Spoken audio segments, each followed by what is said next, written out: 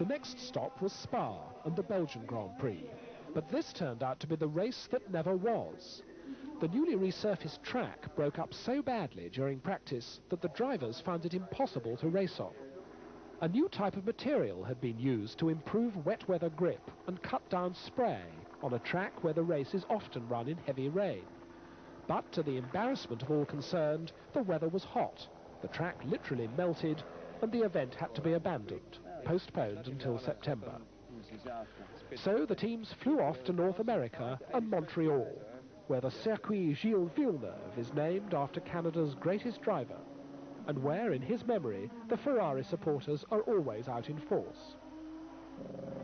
But again, it was a Lotus on pole, De Angelis this time ahead of Senna. However, the Ferraris did look very strong, filling the second row, with Alboreto only 0.04 of a second ahead of the increasingly confident new recruit, Stefan Johansson. The practice here was a lot better for me than what I've been used to up until then. It was really the first time that I had a reasonably problem-free run, as far as just getting enough laps in during practice, and especially during qualifying. I concentrated on using race tires all the time, which probably worked out better because there was very little difference between the qualifiers and the race tires here. I lost one place in the start to Warwick, but he spun out after 2 or 3 laps, so that got me back to 4th place quite quickly. And I took it fairly easy in the beginning when the tanks were completely full to save the tires a little bit and also the brakes, because it was going to be quite marginal here. After about 10 or 15 laps, I started to make some progress to the front. That's Ayrton pulling out with, I think he had a problem with the intercoolers or something. It was definitely an unscheduled stop, as you can see.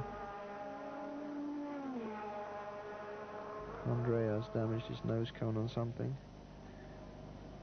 Don't know exactly what happened there. I think he had some kind of incident with Winkelhock. Oh yes, he certainly did. It's Michele trying to overtake Elio. Very exciting stuff.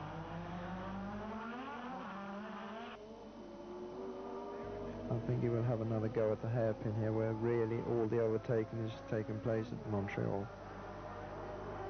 And our car was particularly good out of this corner, which is a big advantage, because you got a lot of, if you can put the power on here, you got a lot of strength coming onto the straight.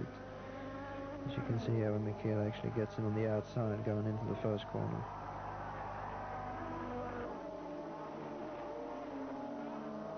Oh, terrific. Magic. How could he find first gear so quickly? That's very, very nice. And this is Alio having a very heavy shunt. It's incredibly fast out of this corner. It's quite surprising he actually got away without injuring himself there.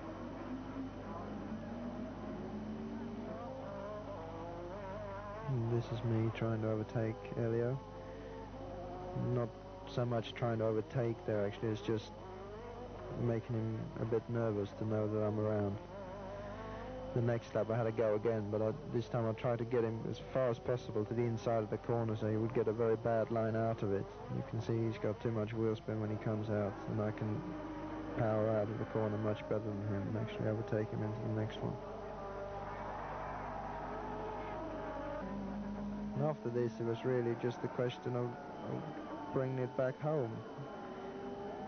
I did catch Michele quite a lot in the end, but I think he was cruising a bit, and at the same time as I got close to him, my engine started to develop quite a bad misfire out of the slow corners, which it did have during the whole race, but it got very bad at the end.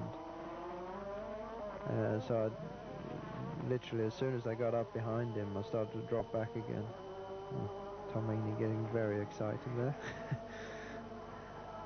And in fact, it got so bad in the end that Prost caught me up and almost overtook me in the last 2 or 3 laps, but I think he also had to slow down in the end because of his fuel consumption, which probably just about saved me second place, because there was really nothing I could do this time to speed up. And this is the last lap, and Michele's got a very comfortable cushion there, and so have I actually. I have to overtake Berger here, lap him. Making a bad mistake over the curbs there. Shouldn't do that. It's nice to finish on the podium for the first time in a Formula 1 race.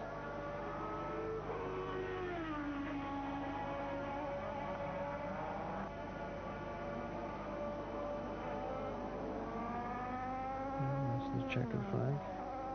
1-2 for Ferrari. Long time since that happened. Very, very happy everybody in the team.